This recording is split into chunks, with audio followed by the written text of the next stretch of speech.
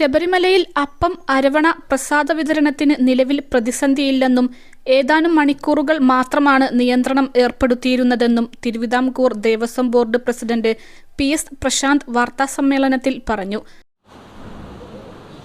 നമ്മുടെ തങ്കയങ്കി ഇന്നലെ രാവിലെ 7 മണിക്ക് ആറന്മുള പാർത്ഥസാരഥി ക്ഷേത്രത്തിൽ നിന്ന് തുടങ്ങി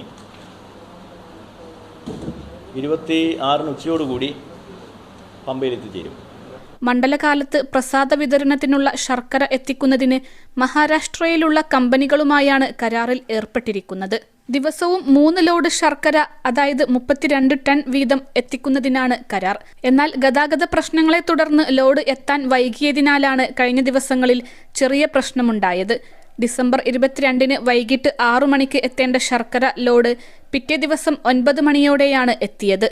മണ്ഡലകാലത്ത് പ്രസാദ വിതരണത്തിന് തടസ്സമുണ്ടാകാതിരിക്കാൻ 5 ലക്ഷം കിലോഗ്രാം ശർക്കര ലോക്കൽ പർച്ചേസ് നടത്താൻ ദേവസ്വം ബോർഡ് ടെൻഡർ ക്ഷണിച്ചിട്ടുണ്ട്. +2 ഡിഗ്രി കഴിഞ്ഞവർക്ക് വേൾഡ്സ് ഫസ്റ്റ് AR/VR ക്ലാസ് റൂമിലൂടെ സ്മാർട്ട് ഫോൺ എഞ്ചിനീയർ ആവാം. കൂടുതൽ അറിയാൻ വിളിക്കൂ ബ്രിഡ്കോ ആൻഡ് ബ്രിഡ്കോ.